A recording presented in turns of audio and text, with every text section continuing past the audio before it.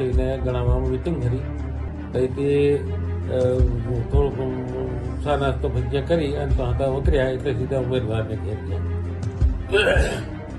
ઉમેદવારને ઘેર ગયા અમે ચા પાણી કરી પાછા એક ભાઈના ફળિયા ગયા પ્રચાર કરવા માટે. કહીતા પાછા ભાઈના ફળિયામાંથી નીકળ્યા એટલે ખાલી પીસુને ઘેર ગયા. પીસુને ઘેરતા નીકળ્યા એટલે આ લોકોએ રોકીને ઝઘડો કરી નાખ્યો. ઝઘડો કયા ગામમાં કર્યો? ધરી કલચ્યા. કોણ કોણ હતું સામે ઝઘડો કરવા? સામે કરવા લગભગ 2 ગુજરી ગાડીઓ હતી, 25 જણા હતા. કઈ પાર્ટીના હતા? કોણ હતા? કોંગ્રેસ વાળા. શું કહેતા હતા? એ અમારી ગાડી રોકીને સીધા મારામાં જ કરવા માંડ્યા. તમારી ગાડીમાં તમે કેટલા લોકો હતા? અમારી ગાડીમાં પ્રદીપભાઈ, હું અને ડ્રાઈવર. પછી શું થયું?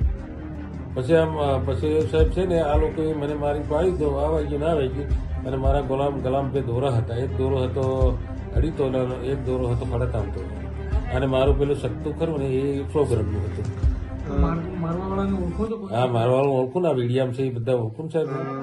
શું કારણ છે મારવાનું આપણે? આ ચૂંટણીના પ્રચારથી તમે કેમ પ્રચાર કરવા એમ કરીને. કેટલા લોકો તમે શું માર્યું? તમને કયા હત્યા? મને મારે લાકડ ડાંગેલી મજા ઈટડા આવેલું છે ત્યાંથી ગાડી પસાર થઈ રહી હતી અને એમના ઉપર હુમલો થતા ગાડીમાં સવાર માજુભાઈ ભાગોર નામના વ્યક્તિને ઈજા પહોંચી છે અને એમની સારવાર ચાલુમાં છે અને એમની ફરિયાદ લેવાની તજવીજ હાલમાં ચાલુમાં છે. પરંતુ સર, હકીકત ઘટના શું હતી? ભારતીય જનતા પાર્ટી અને કોંગ્રેસ વચ્ચે કોઈક વાતને લઈને બોલાચાલી થઈ, ત્યારથી મામલો બી શક્યો તેવું સાંભળવા. તપાસ દરમિયાન એવું કઈ ધ્યાનમાં નથી આવ્યું. સુધી ફરિયાદ લેવાની પ્રક્રિયા ચાલુમાં છે. ફરિયાદ દાખલ થાય, તપાસમાં શું આવે છે પછી વિગતવારની માહિતી આપવામાં આવશે. સર, આ ઘટના કયા ગામમાં બનવા? ઘટના છે ગરબાડાના જરી ગામમાં બની છે.